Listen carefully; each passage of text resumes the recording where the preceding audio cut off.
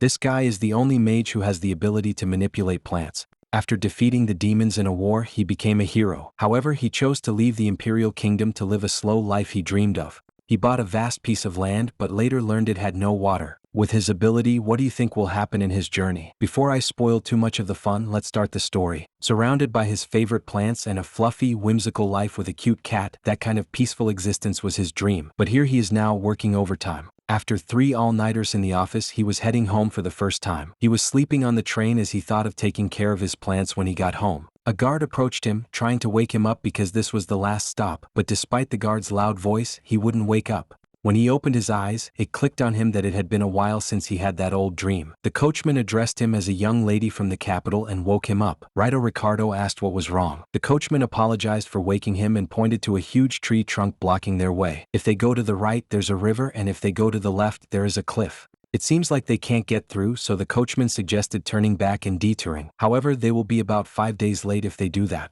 As for Rido, taking a detour was like a classic travel event, but for this coachman, it would put her in a bad spot because she was carrying a delivery from the imperial capital. She has to deliver it by the day after tomorrow. The penalty will be deducted from her pay, and her quota will also be increased. But since they had no choice, they should head out. Rido instructed her to stay back because what he was about to do was dangerous. He put his hand near the tree trunk and commanded it to move. In his previous life, which ended on a train, he thought it was death from overwork after 3 all-nighters. After that, he was reincarnated here in Harmonia. And then, in the spring of his 16th year, he became a hero. The tree slowly stood and fell into the river. Rido created a large leaf so they wouldn't get wet from the splashing water. The woman was amazed and wondered what kind of magic that was. Is it a wind magic? Or a psychokinesis? It's a trade secret. Can she keep it herself? The woman was in awe at his humbleness and agreed before thanking him. Anyway, what he did earlier was a plant magic, growth acceleration and life decay. He just cycled those on the giant tree and moved it just enough. Plant mages are rare, or rather he is the only one, and standing out is a huge no-no for him. After he reincarnated here in Harmonia, he was promoted to hero status as if it were meant to be, then bringing the Centennial War against demons to an end. He saved this world and restored peace to Harmonia, but nothing changed in his situation. It's still the same as before when he was reincarnated. 3 years later, after all sorts of things happened, he had left the capital and had been swaying in a cattle carriage for 10 days. A dragon carriage would be faster, but this slow pace is just right for him. When the coachman questioned whether he was an elite mage from the capital or something, he just said he was unemployed. He didn't exactly quit his job but was fired. Right now he is not a corporate slave, a hero, or a saint. He is now finally free, so this time he was going to enjoy his own life. The coachman alerted him that they were almost there. The one and only largest city under the guild union's control. There are actually over 100 guilds here. He won't be tied down by a country or anyone. She was sure his ambition would come true. Everyone calls this city the land of freedom, the Gartland. Rido looked out the window, wondering if he could make it happen here. He entered a tavern, and after drinking, he muttered that it was the best. The capital where he lived had room temperature beer, so this is even better. To begin with, in the capital, alcohol was banned until 20. Other worlds are surprisingly strict. However, the food here is the same as ever. The food in this world is terrible. It's either way too salty or totally bland. He can't compare it to the abundance of modern Japan. Harmonia, where the world he was reincarnated into 20 years ago. The largest of the 4 landmasses in this world, Harmonia is an hourglass-shaped continent split into a northern and southern hemisphere. Dominating the northern continent was the Rasha Empire. The autonomous managing the southern continent was the Guild Union. And where he is right now is Gartland, the one and only largest city under the Guild Union's jurisdiction on the southern continent. The cityscape is completely different from the capital. Maybe because there was no war, the buildings are beautiful too. The lady at the counter asked if the snacks were good, and when he affirmed, she observed that he was from the Empire. And above all, he's got class that makes this shop feel higher class too. He was young and cute. She served him a free snack and wondered why someone from the Empire was in a place like this. Is he on a trip? Well, it's for his ambition. The lady liked his personality and wished he could build up his strength in this place. Though for some reason, people notice immediately that he was from the capital, it seems even the landlady doesn't know his true identity. He has tried feeling out a few people since he got here, but everyone had the same reaction. They notice he was from the Empire right away, but there's no reaction to the name Rido. In this southern continent, at least around here, it seems information about him hasn't spread. In other words, no one here knows the hero Raito Ricardo. Well, that's fine because after all, he came all this way to live alone. He will buy a wasteland far from human settlements and spend all his time researching his favorite plants and magic. Then someday he will fill that wasteland with the plants he loves. Living a peaceful life like that was his ambition. That ambition can come true after all, he is just an ordinary youth here. If that's the case, he needs to go buy some land right away. He was going to play this through as a completionist. This time he will definitely get true freedom.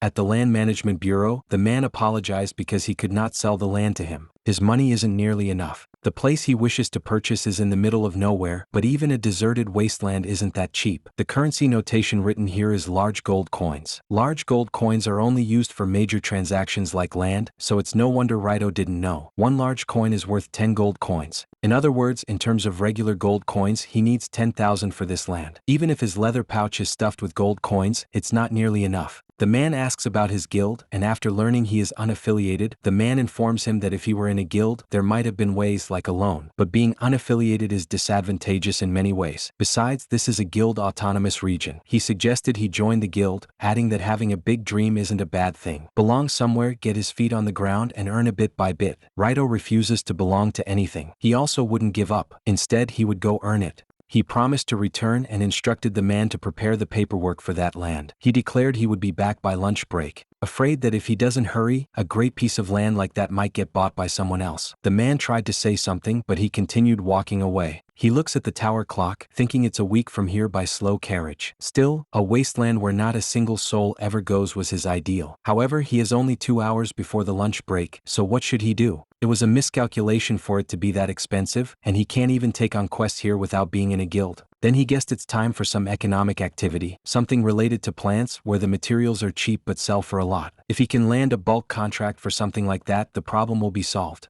As he recalled the man's suggestion to join the guild, some goons corner a girl, ordering her to hand it over. There are 5 nasty-looking guys and 1 girl. He peeks, wondering if it's a shakedown or maybe a lynching. He hates stuff like this. Bullying the weak and turning a blind eye to it are the things he hates most. People passing by didn't care and kept looking straight ahead. Holding a seed, Raito makes it grow into a big, strong plant to capture the goons. He then approached the girl, telling her it was okay and that he had just put them to sleep with pollen. It is better if he gets out of here before his face is seen. If this turns into a scene and he becomes famous, it will put him away from his ambition. As the girl rose, he was glad to see that there were no visible injuries. The girl shouted at the goons, stating that the ones who bullied her, a noble, will receive a divine punishment. Did he hear it right? She is a noble. This catkin girl got quite a personality. The girl turned to him, asking if he was the one who saved her, the noble self. He answered no and grasped that he was so distracted by her personality that he missed the chance to escape. The cat observes him and clarifies that no one else is here but him. Is he perhaps a person with circumstances? Like a master mage from the imperial capital. He asked if she knew about him, but she didn't. Still, she plans to get to know him starting now. She is Manhwa, a noble self and a catkin. This is bad. If she keeps prying, his identity will be exposed. At the very least, rumors will definitely start spreading. If that happens, it will be just like before. He was about to take out a seed from his pocket, planning to put her to sleep, but changed his mind and revealed that he was the one who saved her. In exchange, he wants a reward. He wants her to introduce him to someone in trouble. Specifically, someone troubled in business. Of course, as a reward, no prying allowed. Though she believes trust is vital in the industry, since it's a reward, she will still introduce him to someone she knows. Raito looks at her, wondering why she looks frustrated. They arrived at the location where a girl welcomed them to her shop, but were surprised to recognize that it was Manhwa. The girl questioned if Manhwa would steal her donuts again. Manhwa denied it and informed her that this guy was her benefactor. The girl introduced herself as Mia, the #1 merchant in the Golden Path Merchant Guild. When Raito explained that he heard she was in trouble, Mia wondered if it was about her debt. Manhwa butted in, denying her claim and reminding her that she was short on something. Mia scratched the lice in her head, agreeing. Right now in the Gartland, there's a serious potion shortage. Especially high potions, the top-tier retail ones, are completely unavailable. The reason was likely a materials shortage. Red berries, the main ingredient for potions, were apparently wiped out by droughts and storms. So, the Mercenary Guild and Explorer Guild, all those combat types are in trouble. Raito took out 1 seed from his pocket and inquired if this was the red berries she meant. Mia confirms it, wondering where he gets those. The truth is, he brought a few as samples and can make them increase using magic. But he didn't reveal that and instead asked the market price for a high potion. Since there are none on the market right now, it's probably around 2 large gold coins. Hearing that shocks our boy, recalling that a large coin is equivalent to 10 gold coins. Mia let him know that when the potion was cheap, they are just worth 1 silver coin, meaning the price has spiked about 40 times. If Mia could stock red berries regularly and have a monopoly on them, it would be a total victory in the economic war, and she would become filthy rich. Raito excuses himself and promises to return, leaving the 2 cute little kitties wondering what was wrong. Observing that there were no eyes and the place was fit, he started his plan. In the Centennial War against the demons that he ended about 4 years ago, monsters are said to have stopped appearing, which means high-paying subjugation quests basically don't exist. Besides, he was unaffiliated, and he was doubtful if he could even take on a quest here. Just like that guy said, joining a guild probably be the fastest way, but he was already fed up with human relationships. He made the seed sprout and was sure that this time, he would obtain his dream, true freedom. He will live on his own way. In an instant, the seed he planted bore fruit and ripened nicely. Also, they have a good luster. Now, he just needs to make a basket and make some for storage as well. He will have to find a mage who can dry them. After a short while, he went back to Mia's shop and showed her baskets of red berries. Seeing that made the kitten drool in amazement. He explained he can supply this amount regularly without crashing the market price. Still in shock, Mia wondered if he was some young master from a shady organization. Raito denied it, clarifying that this is a legitimate business from a decent person. Observing her reaction, he saw she was really terrified, and he remembered that in this world they also had young masters. Still, what he did was surely suspicious. Even he would definitely doubt it. As he pondered what to do, Manhwa vouched for him, stating he is a good person. After hearing that, Mia quickly stood up, asking how much he wanted. He showed her the price of his future land and told her that this much is enough for a down payment. Mia read it first before agreeing to the deal. With this big chance, even a cat must become a tiger and roar "Gao" as it raids others. By the way, what is his name? Come to think of it, he hadn't introduced himself, and yet they trusted him. They judge him by his actions, not his title or background. He recalled how people in the Empire called him the Saint of Charity, a hero, a lazybones, and begged him to save them. He smiled, extended his hand, and introduced himself as Raito. The two shook hands and closed the deal. While Mia was celebrating that she could now pay her debt, Manhwa just looked at him with a smile. He then returned to the Land Management Bureau and apologized to the man for arriving right at his lunch break. The man appreciated the consideration but think it was a hassle. So many people think they can say anything to a receptionist as if they are autonomous golems or something. Anyway, did this kid really come back with the money? Well, Raito was able to earn quite a bit more than he expected. He put the pouches on the table, but the man reminded him that no matter how many gold coins he had, it wasn't nearly enough. Raito opens one of the pouches, revealing mithril coins. He didn't have enough for the fees and registration before, but with what he earned now, it should be exactly enough. Though he didn't think the processing fees would be high. Upon seeing that the entire leather pouch was full of mithril coins, the man shouted in surprise. These are super rare coins made from precious metals, aren't they? They're amazing. You can trade them at almost the same value in most countries. Even he rarely gets to see them, and there are 100 of them. Raito covered the man's mouth, telling him to be quiet because he was drawing attention to them. On the other hand, the man was still in a state of shock because it was his first time seeing a young kid with 100 mithril coins. He apologized and questioned who he was. He thinks he is a master mage, but Raito clarifies that he is just unemployed. When asked for his name, Raito hesitated but still revealed his complete name. The man started the paperwork and inquired if he really wouldn't join a guild. When he answered yes, the man thought his talent would be a waste and notified the boy that he would be finished by sunset. He put a seal on a document and stated that as of today, this land in the middle of nowhere was his. Raito looked at the documents and was glad he finally had land. The man informed him that the clothing guild's retail shop is 2 doors down. Since a flash sale starts in 30 seconds, he advises the boy to get a new cloak. He pointed at his back and asked if he had his reasons. The boy looked at his back and upon seeing the imperial emblem, realized it was why everyone had noticed. He bows his head, touched by the man's kindness. Before leaving, he thanked the man and promised to look into it. When the night came, he went to an inn and entered the room. After taking a bath, he slumped into bed, relieved that he could now rest after a long journey. Today was a huge success. He managed to buy the perfect piece of land and gather all the necessary seeds and seedlings. The cattle carriage for tomorrow is already booked too. However, he is penniless because of it. Everyone he met in this place was so kind. He recalled the old man's advice to join the guild, but he really didn't want to. This time for sure he is really going to be free. He will never repeat the same mistake again. The spring of his 16th year. After becoming a hero and saving the empire, what awaited him was adulation, sycophancy, bitterness, seduction, and jealousy. The world hadn't changed at all from his previous life. Even though he'd finally been reincarnated into another world, even though it was finally his second life, he still felt like a civil servant while working at court. No matter how he thought about it, it was a solid choice. Getting the job was easy, thanks to his achievements as a hero. The people working here were the elite serving the empire's highest institution. He expects they might treat him as just another colleague. A few years later, the other people thought he was creepy and was just hired through connections. He realized it was the same here as well. Plus, the work is black and exploitive. There's so much work that has nothing to do with researching magic or plants. A guy with glasses approached him and asked him to do a job for him. It was the archive that never opens, or rather, cleaning out the storage room. He was pushed into a job no one else wants to do, and it's overtime to boot. But this is surprisingly interesting. Research results left behind by ancient court mages, also known as a pile of junk. He noticed the Legend of the World Tree book, and as he read it, he felt someone's presence. But when he turned to look, no one was there. He saw an object shining above the desk and approached it. He picks it up and observes that it's silver, glowing with a faint blue light. It was so beautiful that it took his breath away. He has no clue what kind of seed it was because he has never seen or heard anything like it. Suddenly, people, along with soldiers, entered the room and warned him not to move. The guy earlier accused him of being the one who poisoned the Duke's tea and stated that he was under arrest on suspicion of attempted assassination. With that, he was sentenced to permanent exile from the Russia Empire. It seems he got caught up in a power struggle and was framed. But, well, he actually welcomed the exile. At that moment, he finally realized that even if you reincarnate, true freedom doesn't exist anywhere after all. That's why he has to make it himself.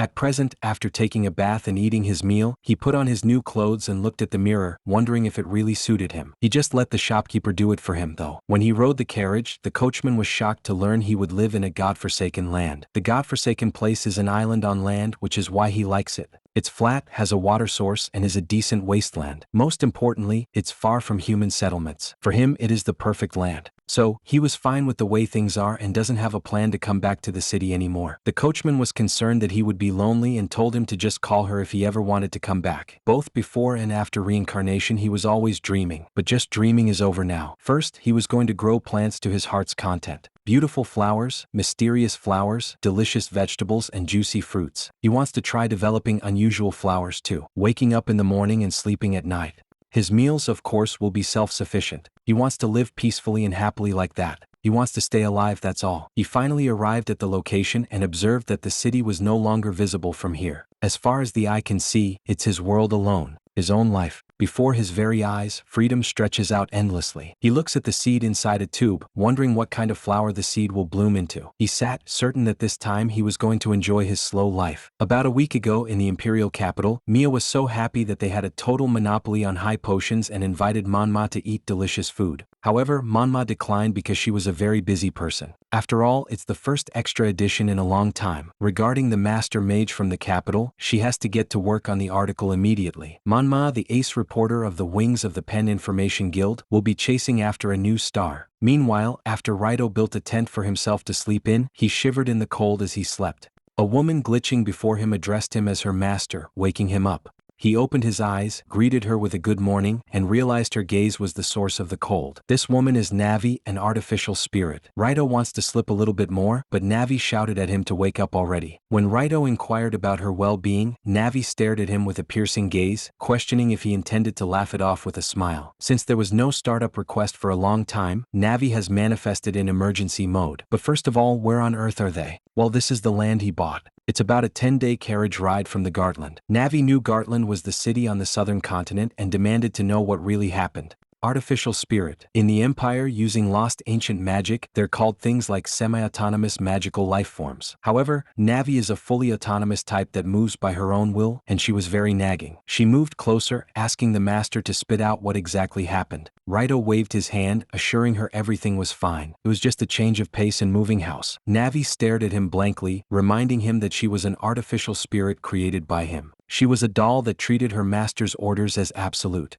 But didn't she have a will of her own? Nav'i responded that it was irrelevant. Even if she is autonomous and has a will, she is merely a tool. To begin with, the master who gives a pseudo-personality to a tool is just, She understands his desire to live alone without relying much on others or magic, but tools get lonely if they aren't used. She thinks this is also the reason why he was in a drafty tent. He smiled at her, understanding what she felt, and promised to rely on her if anything happened. Nav'i agreed before entering the sleep mode. He went outside and could feel the coldness of the weather. First, securing a place to live is his top priority. That means he needs to find a water source first. Though it's quite the wasteland around here, the mountains to the east have a fair amount of trees. Maybe there's a spring or something. Alright, it's a journey to find home. For now, he will head towards that mountain. He could improve the soil with plant magic, but it's boring if everything is just a cheat. He wants a life like Harvest Moon or Minecraft. He disassembles the tent and thinks that the seeds for magic are limited as well. He started to walk, determined to live by his own strength as much as possible. It's been a while since he traveled on foot, so after a few hours he was sweating profusely. If you look, the eastern mountain is just right there, but he was not getting any closer. Still, he decided not to use magic and to use his own strength. Tired and frustrated, he dropped the walking stick and used his magic to make it grow big and strong. With that, he created a railway and a cart. Even in his past life as a hardcore gamer, he couldn't remember spending this much time traveling across the maps. He laughed with joy and shouted that this is the best. It's a downhill slope just like a roller coaster. With this, maybe he could even build a train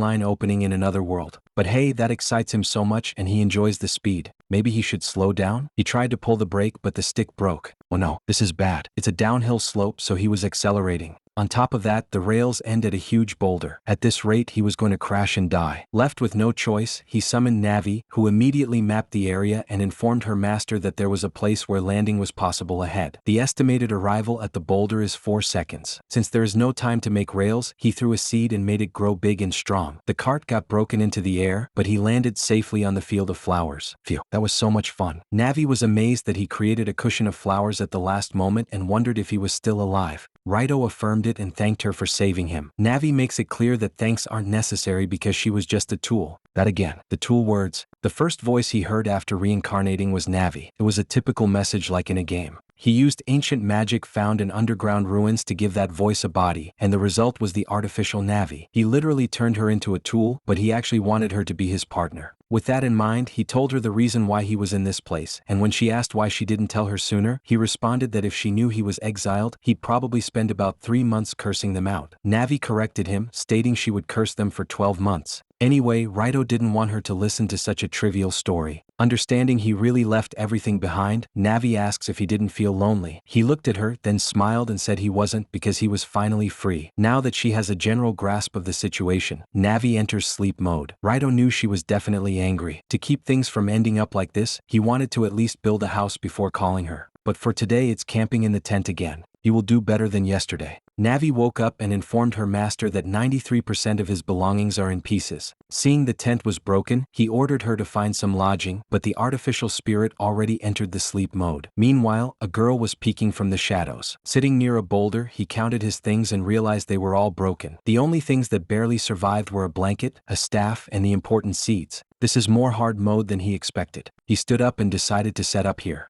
He raised his staff and commanded the seed to grow big and strong. The seeds sprout rapidly, creating lampposts and a wooden house. There's a wooden faucet at the side, but there's only a little water. If even the groundwater veins are this scarce, this land must be truly parched. He has come all this way, but he couldn't even find a river. He noticed there were things that looked like traces and assumed they had once flowed here a long time ago. Even on Nav'i's mapping, there's just wasteland stretching out. Does this land he bought have no water source? Flat land was secured, along with a decent enough water supply and a water source. That's the land he requested. He deduces it might be the old man's mistake. He looks at the tiny drop of water he collected and thinks it was enough to grow the seeds. He took out the mysterious seed X, glad it was safe. This is the seed he took from the palace archives before he got exiled. He was certain this was a precious seed, probably a tree seed, so he would grow it in a pot until it was a sapling. He created a pot and placed the seed in it. His heart was racing with excitement, and he wondered what on earth it would grow into. Today he will just moisten the surface and will water it tomorrow morning. He went inside the house and planned to eat the apple he had made earlier before going to sleep. However, the taste was so sour. Unbeknownst to him, a shadowy figure was in his field. The next morning, he noticed an unfamiliar plant and realized he hadn't planted it. While he wondered if it was a spring berry, he sensed someone behind the boulder and wondered if there was a person in a place like this. When he saw a muddy hand, he shrieked in fear, wondering if it was a ghost phenomenon. He tried to calm himself by stating that protecting this land was his job. He went closer to the boulder to see who or what it was and was surprised to see a teary-eyed girl. He noticed flowers blooming in her hair and realized they weren't hair ornaments but real flowers. He wakes Nav'i up to appraise the girl and learn that she is around 14 in human years and a flower kin. Raito didn't expect to encounter a flower kin and excitedly called her attention, but Nav'i warned him that the caution level from the flower kin had increased because he was being too much. By the way, flowerkin is a race that lives in nature and excels at nurturing plants. He had heard of them through literature and rumors, but he was surprised to learn they actually existed. He has a mountain of things he wants to ask her, like what's her name, are there other flowerkin, and why did you plant this in my field without permission? But first he needs to ask whether she is okay or in trouble. Nav'i informs him that the flowerkin don't understand human language. He observed the diseased spring berry in her hand and realized it was the one she had planted in his field. He asks for her name and introduces himself. Nav'i thought there was no way she would talk, but was surprised when the flowerkin responded that she was Frau. After he informs Frau that he is a mage specializing in plants, he turns to Nav'i to tell her that the kid seems to understand simple words. When asked whether he would help this child, he responded that it wasn't much of a threat to his ambition. He assured the girl that he could fix it and that the seedling would get better. This seedling is suffering from dehydration and iron deficiency, so sprinkling some iron powder and giving it some water will be enough. He activates the plant healing and in an instant the plant becomes healthy. He was simply supporting the plant's natural healing power. Now it is healthy again.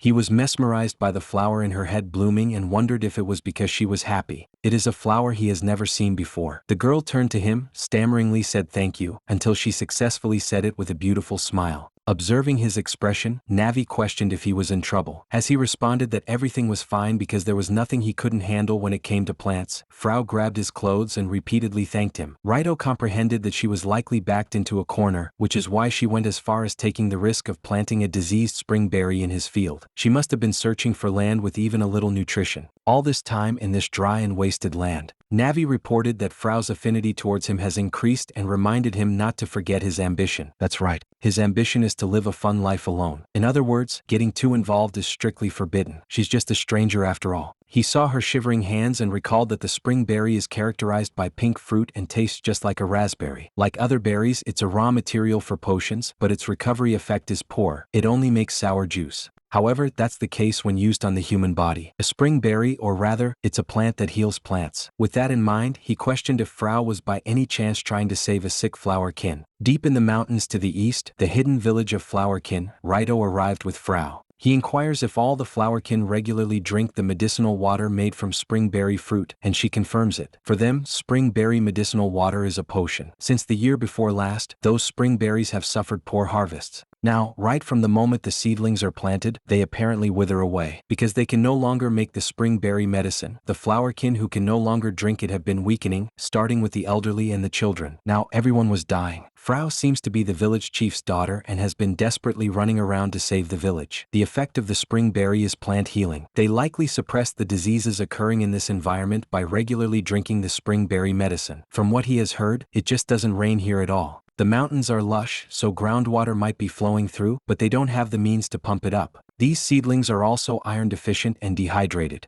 After all, the biggest cause is water shortage. Since his field has groundwater, he suggested planting spring berries there. Nav'i questioned if he intended to save even this settlement, and he confirmed it. She objects, believing that if he does such a thing, there's a possibility that his land will wither. Even for him, life will be difficult without water. In the first place, won't this take him away from his ambition? Wasn't he going to live freely by himself? Right now, he was about to commit the same mistake again. Did he forget everything from his previous life until now? Raito assured her it was okay, he would manage things on his way. He will expand the underground waterways even further and wider, and force an increase in the amount of water he can pump up. If he supplements it with iron after that, he can make it work with his growth acceleration. However, even if he used magic, he was completely short on binri grass seeds. Large-scale watering and healing the land will require manpower, so he has no choice but to hurry back to Gartland and gather help. It's a lot of trouble though. After telling his plan to her, Frau talks to her kin, and they all follow her with determination. Raito was just an outsider and of a different race, but despite that, they believed in him and gathered manpower. He declares that he will definitely grow them healthy. Spring berries have a flower language. Boredom is a failure. And one more, nobility that overturns dishonor. Even if the earth were to become desolate, they live strongly in this land, their homeland. After days of planting the seeds and watering them, he activated his magic to make them grow big and strong. With that, the plants bloom and bear fruit in an instant. The flower kin make a bonfire, cook food for him, and even put a crown on his head as they surround him. They were very thankful for him, but aren't they so clingy? How did it come to this? Anyway, they continued working for 3 days and nights without sleep and brought the spring berries back to life. And then they went around distributing the juice made from the harvested fruit. Thanks to that effort, now it seems the sick people have recovered as well. Even after pulling 3 all-nighters, everyone is so energetic. Sitting on a log, Raito wondered why Frau was so close, so he advised her not to stick to him so closely. The girl pouted, but Raito admired her cute expression of dissatisfaction. Suddenly, Nav'i materializes, warning him that this "oh dear" attitude is a little much. When asked what she meant by much, she responded that it was the good grief type of traitor. She grew serious and questioned why he had saved them. Well, he was interested in the flowerkin.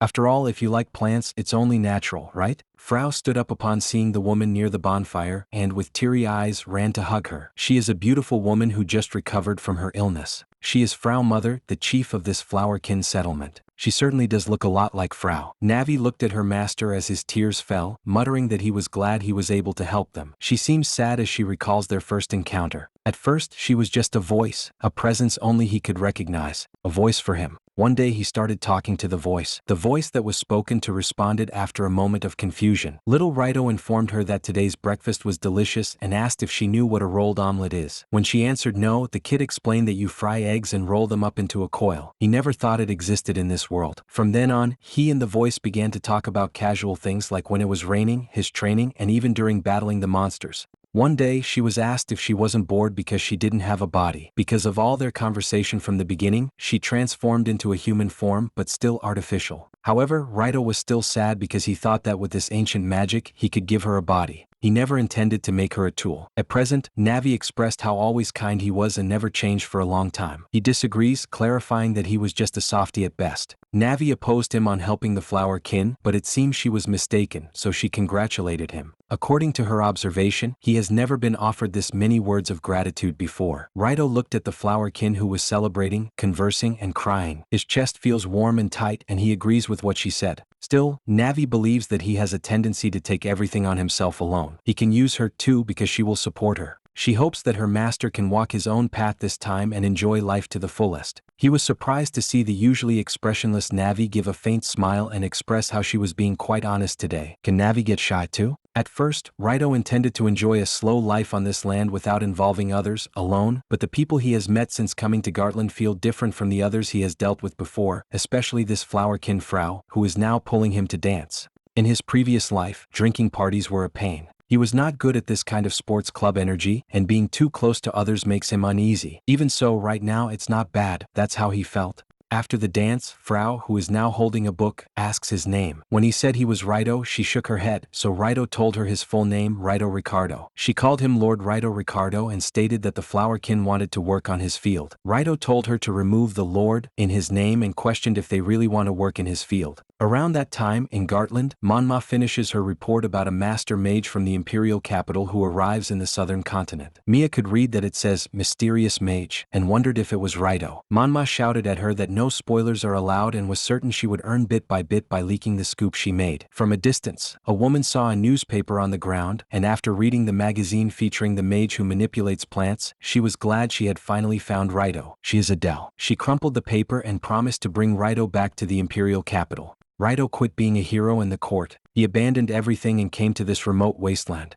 Also, he could enjoy a slow life alone at his own pace. But now in his fields, all the flower folk are working because he can't say no. But how could he say no when they make a face like that? Also, there were some happy surprises. The harvest is better than he expected. 50 baskets of red berries for his business, and 50 baskets of spring berries for the flower folks' regular medicine. The flowerkin's passion for plants is incredible. They even voluntarily take care of the fields. Nav'i warns him that he will get hurt someday because of it and notifies him that there's an intruder in the territory. He guaranteed that everything was okay because he invited them. He was indebted to them for a while before. Riding a giant beast, Manhwa and Mia wave their hand as they call Raito. Seeing a bunch of red berries, Mia was shocked. Raito informed her that it was all thanks to the flower folk who just happened to live in this land. The two cats have no idea about flowerkin, but still at this rate, Mia could become filthy rich, so she asks for an exclusive contract with her guild. It will be a secret contract between the two of them. If Raito agreed, he wouldn't have to worry about finding buyers and they could keep him and this place a secret. He was thinking of asking for that himself, so he was grateful Mia proposed it. However, it seems a bit too easy to see through. He proposes she should buy his other items besides the red berries. Even though she hasn't heard the other item yet, Mia quickly agreed because her years of intuition are telling her so. Her habit of readily promising things sure hasn't changed. Raito insists she look at it before deciding, but Manhwa wants him to talk about that later because it was her turn for work next. They weren't in the same guild because Manhwa was a newspaper reporter, a top reporter of the Wings of the Pen Information Guild. As he can see, she reported properly on his heroic figure from that time, so she'd like him to be grateful. In the report, she was the heroine attacked by villains. She doesn't intend to do anything bad, you know? For the sake of this heroine, could she ask for his cooperation? Wings of the Pen is a major guild, so Raito would instantly become super famous in Gartland. However, Raito didn't like that because if that happens, his dreams will end right there. He asks Nav'i for help, but she declines because she has no knowledge of events in Gartland. Manhwa pounces at him, demanding he spill everything. Oh no, this fluff is totally cat. Irresistible fluff. Manhwa moves closer and questions who he really is. Seeing the awkward position, Frau asks if they are all friends.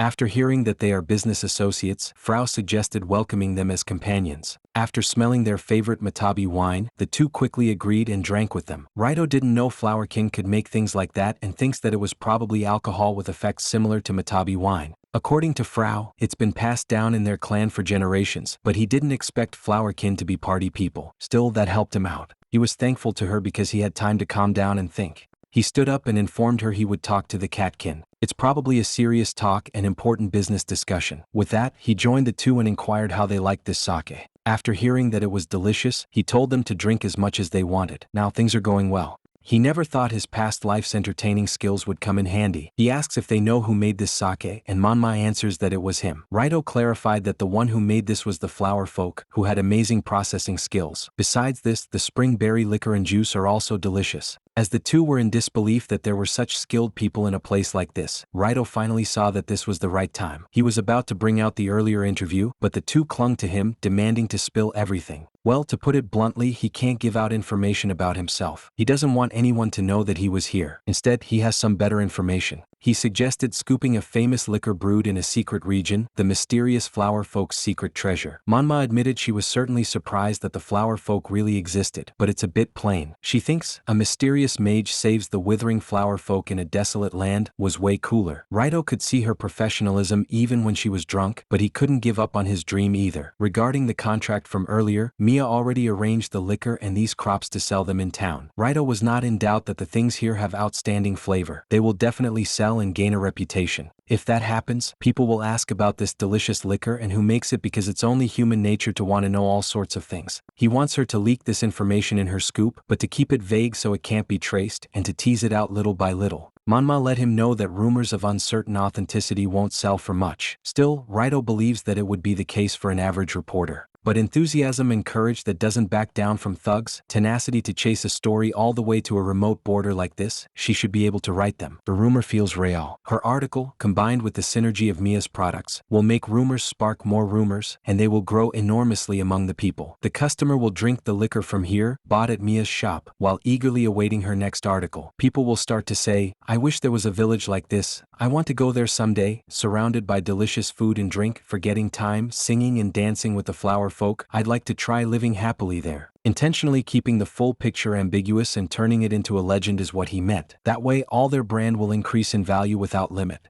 He extended his hand, suggesting she sign an exclusive contract with him. He wants her to deliver this wonderful life they have here to the people outside. Manhwa was sure that if it went well, it would seem like a huge amount of money could be involved. However, writing that kind of article is outside her expertise. Mia butted in, stating that she and Manhwa are going to take over the world. Seeing that she was starting to consider it, Raito took the opportunity to sincerely beg her. Finally, the ace reporter of the Wings of the Pen Information Guild accepted the deal. They clung to him, promising that this was the secret agreement between the three of them. They were looking forward to working together. It is now time to graduate from poverty because they're all gonna get rich, meow. With that, they started drinking again. Meanwhile, Nav'i was hoping he activated her from the beginning. It seems Raito will be able to protect the peace of himself in this place for now. And on top of that, he has gained dependable companions. 1 month later, Mia happily reported that the products from here are selling like crazy. She's raking in the dough. As for Manhwa, as expected, the flower folk legend seems to be gaining traction in town.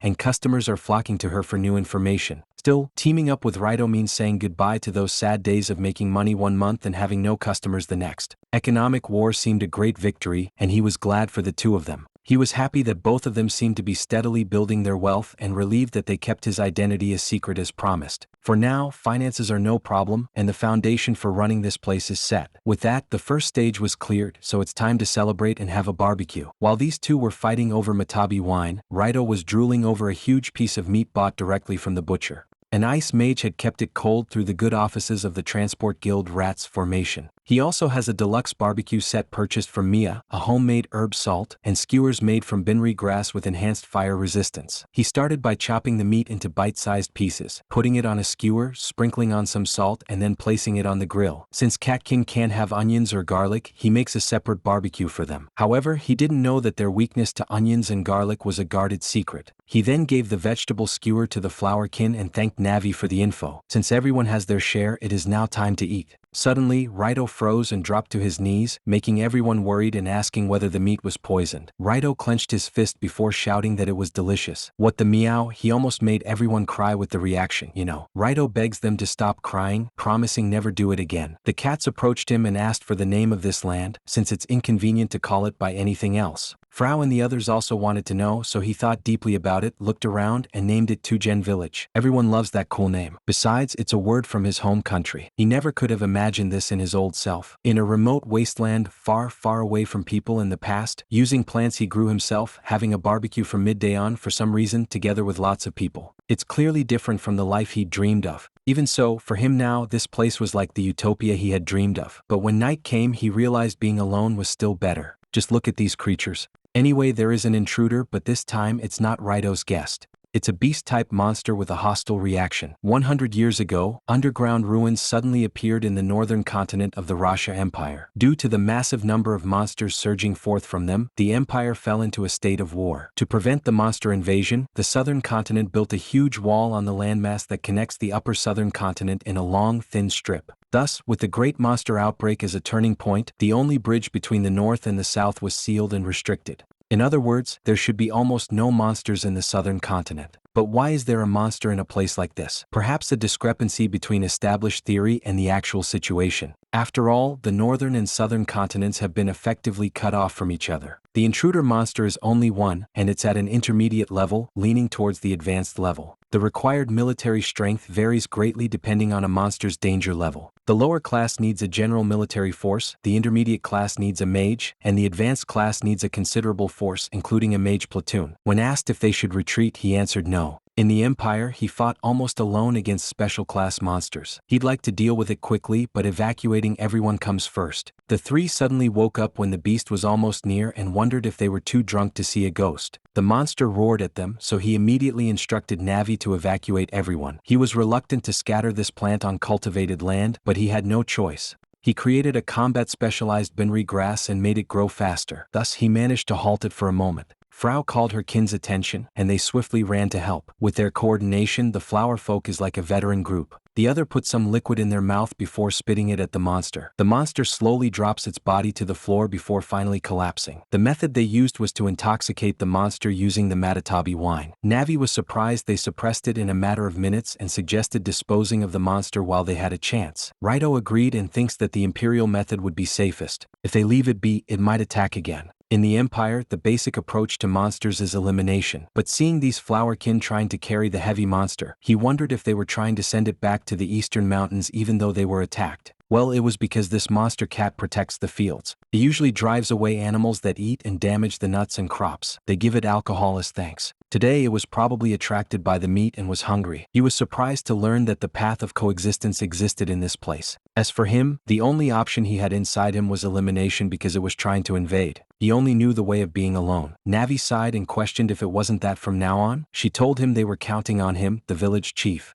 He agreed and notified everyone that he would also help carry the beast. With everyone's help, they managed to move the huge cat. This day was the commemoration of the village being protected, so they should work and then drink again. Sitting inside his house, Raito counted all the works in their role. Nav'i was managing the accounting, Flower Folk for the farm, Mia for shipping goods, Manhwa for information manipulation, and Raito as the chief of the village of Tujen. To protect the village, the most immediate issue was securing water. Right now they are managing with fossil water, but how long will it last? The crops they can grow are also limited to those that don't require much water, and they can't mass produce either. Next is delicious food. Frau and the others' cooking is tasty, but it relies heavily on the flavor of the ingredients themselves. He was in awe upon seeing that the mysterious seed X had finally sprouted. Looking closely, from blue to purples, from red to orange, it shines beautifully and its hues change subtly. Still, he has no idea what kind of plant this was. After poking it, he hugged the pot, thinking it was so cute and majestic. Doesn't he look creepy? Anyway, waking up in the morning, eating breakfast is what Frau does. After that, preparations, but her hair does not look good today. Today is field duty. She will take care of the fields together with Raito and the others. Seeing the increased and healthy fruits makes her happy. The others rest or make liquor and juice. Stomping on the berries is fun like dancing. And then lunch. It's especially delicious after working hard. After lunch is nap time. The sun is warm and feels nice. It gives her lots of energy. When she conversed with Raito and didn't understand some words, she was reading them in a book, a human dictionary. This is the reason why she understands human language. She received this book from a kind person long ago. Her teacher's signature was also written in the book. Raito was thankful to her teacher because they could talk with her like this. Before, things were hard, scary, and sad, but now, everyone is healthy and laughing. Also, Raito and his companion were here, so she was really having so much fun. Today is the day when the cats come, but Manhwa wasn't with Mia. She didn't show up at the agreed time, so Mia left her behind. As they think she may have taken a day off today, a swift movement from somewhere can be seen. It was Manhwa being carried by Adele while riding a strange animal. While Manhwa apologized to Raito, Adele was eager to see Raito again. She was now heading towards the Tujen village. In the middle of a sales strategy meeting, Raito suggested using illustrations on the berry wine packaging. They could use different artwork for each variety. Mia agreed and plans to talk to an artist from the art guild. While he was thinking that this was exactly the kind of packaging strategy that would make things interesting, Nav'i alerted him that another intruder had arrived. It is someone acquainted with him. Raito looked at it, and when it stopped, he noticed the imperial crest of the emperor's family and wondered why she was here. Adele was walking seriously but beamed upon seeing Raito. She quickly hugged him and apologized for losing control of herself for a moment. Mia asks Manhwa about the identity of this person, but Manhwa doesn't know either. That imperial lady bullied her, saying, "I won't let go until you answer." Adele made it clear it wasn't bullying because she heard Manhwa was from the Information Guild. Anyway, she is Adele Larasha, the 6th princess of the Rasha Empire and honorary commander of the 15th Imperial Knight Order. However, the princess wants him to just call her Adele as always. She didn't expect him to be in such a remote countryside, and it took her quite some effort to find him. She invited him to come back to the imperial capital, promising to crush those who wronged him. She will personally punch those scrawny court mages. She believes strength is what one must rely on. Strength is violence, and violence is power. Raito begs her to stop disguising plain violence as philosophy. He appreciates the concern, but he won't return to the capital because he wants to live an ordinary life. Adele worried that if he became ordinary, this world would be filled only with peerless warriors. He is a humble person who even wore a mask to hide his name and face during the war. When Raito responded that he had enough of the capital, the princess unsheathed her sword and swiftly rushed in to take him back using force, but she was captured in an instant. Despite that, she still looks happy because she already expected it from him. Frau butted in, remarking that fighting is no good. She wants to welcome the princess, but Adele clarified that she just came here to bring back Raito, not to be welcomed. Raito asks a request. They need firewood for the welcome party, but lately a tiger has been appearing in the forest. He'd like Adele to protect Frau. In other words, an escort mission. Looking at the forest, they should also be careful of fallen trees. But why was she doing this? She doesn't have much time. Earlier, at the imperial capital, she became furious upon learning that Raito had been exiled, so she questioned whether they didn't know how much Raito had contributed to their empire's victory. A royal knight informed her that there had been complaints within the court mage corps that Raito was being treated too favorably. The princess couldn't believe it, thinking that they didn't like him or thought he was arrogant. Even if it was Raito's wish, it was a mistake to pull strings within the court. He should have known that best. The royal guard teases her, saying that she was so scary for bending the iron fan, and remarks that the muscular princess was angry. Adele ordered the royal knight to prepare the dragon carriage because she was going after Raito Ricardo. The royal knight reminded her that she has a dinner schedule with Lord Julian this weekend. It was an important meal that would determine her future, so she must consider her position. Adele knew that and promised to return on time. In the forest, Frau inquires if she is really a princess, and she confirms it, adding that she was the Empire's 15th Knight Order honorary commander. Seeing her expression of amazement, the princess boasted that she may not look like it, but she is quite strong, though not as strong as Lord Raito. When asked if Lord Raito and she are friends, the princess blushed, believing they share a deeper bond. They were comrades in arms. He is the only one who fought beside her, the one who entrusted her with his back. Frau was confused at the comrade's word, so she tried to explain that it was a relationship stronger than friendship. To be precise, allies would be the right term. Frau inquired if she was also her ally, but felt sad thinking Raito would be leaving. Adele softened upon hearing that, but remained determined to bring him back because it was her duty. She advises the kid not to associate with someone whose background she doesn't know. There's someone more suitable for her. If she wins that person's favor, she'll fulfill her role. Suddenly, a dead tree was about to fall right in Frau's direction. The moment the tree was inches from her face, Adele swiftly moved to stop it.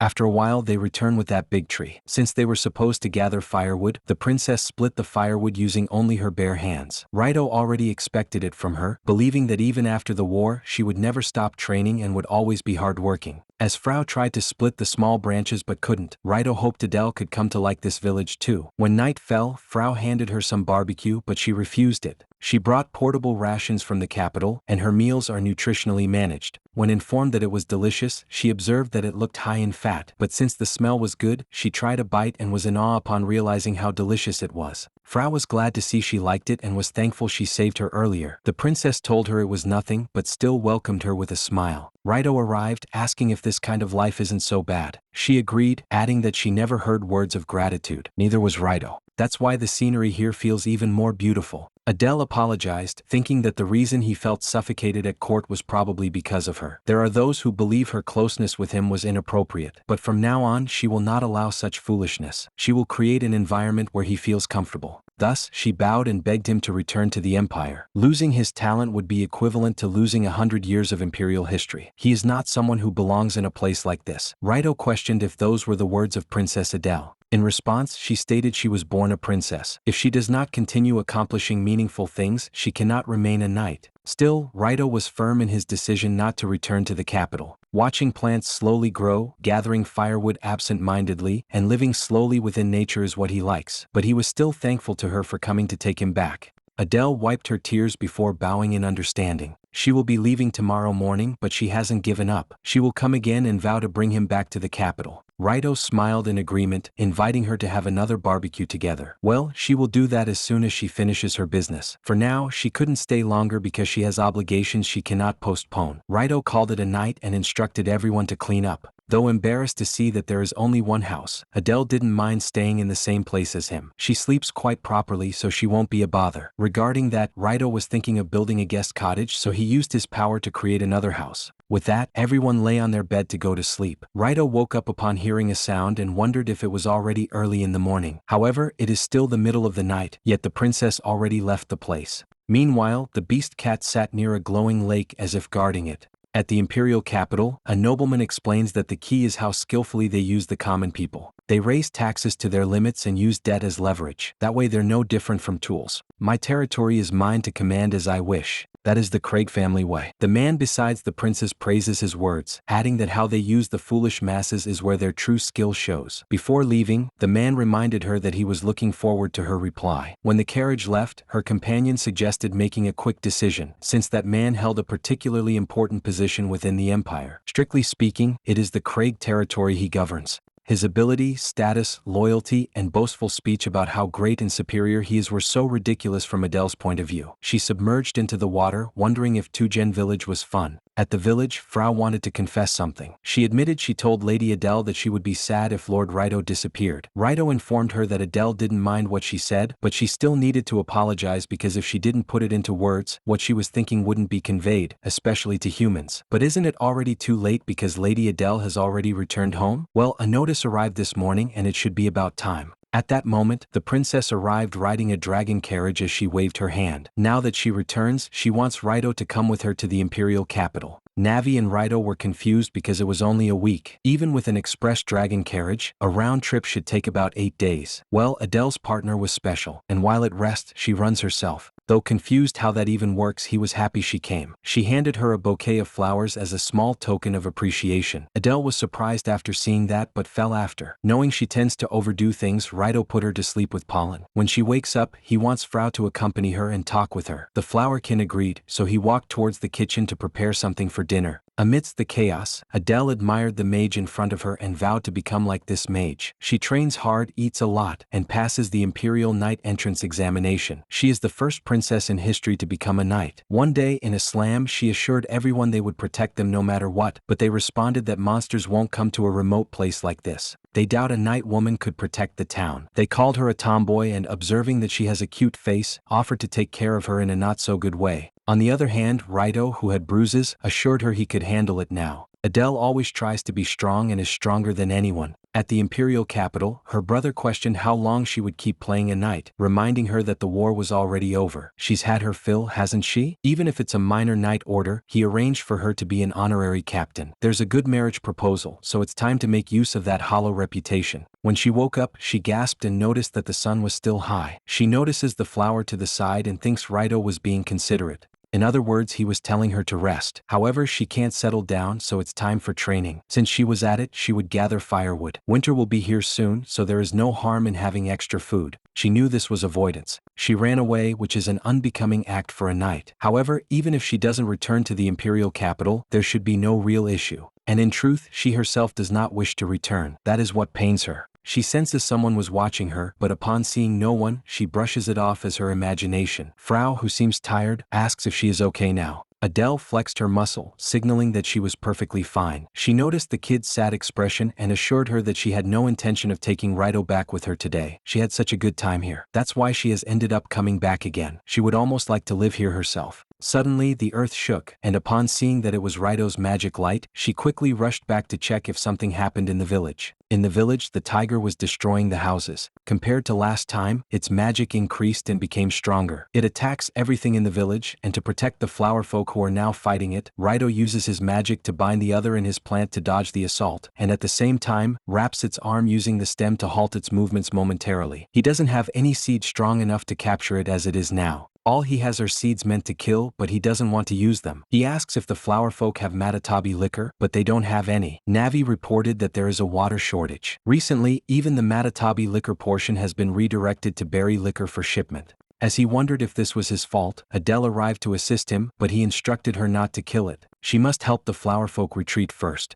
At this rate, it's dangerous. They will be worn down. Adele grabs a stone before throwing it at the tiger and swiftly rushes to save the children. When the beast was about to attack, they already vanished and hid behind a large boulder. She returns to help the other flower folks and observes that this beast is a high-level monster, but compared to the enemies back then, this is nothing. However, she suddenly felt dizzy and wondered if the price of running away all this time had come back to her. The tiger pounced at him, but before it could hurt her, Frau jumped in holding a pail of matatabi liquor and threw it in the beast's face. But there shouldn't be any matatabi, right? Well, it seems to be working now. Frau shielded her, declaring that it was her turn to protect Lady Adele. Seeing that, the princess recalled the time when she was a kid. The mage who protected her told her she was so noisy, and because of that, she went to the trouble of saving her. She instructed her not to cry. If she is going to protect someone next time, then it's her turn, so she doesn't have time to cry. She started to walk with her disciple and told him not to slack off. The disciple, whom I think is Raito, responded that he would hold back that monster over there, but the mage ordered him not to talk back. While she was asking herself why she had forgotten it and why she had grown weak, Raito was planning to make a move and would just avoid the tiger's vital spot because his companion's life was in danger. The beast swung its arm, and when it was about to hit Frau, Adele swiftly stood up to block its attack using only one arm. She hit it with a powerful blow, knocking it to the ground. She commanded it to stand up, shouting that it was only the beginning. She will show which one of them is stronger. As they fought, she knew this beast also had something it wanted to convey, so they would talk until it was satisfied.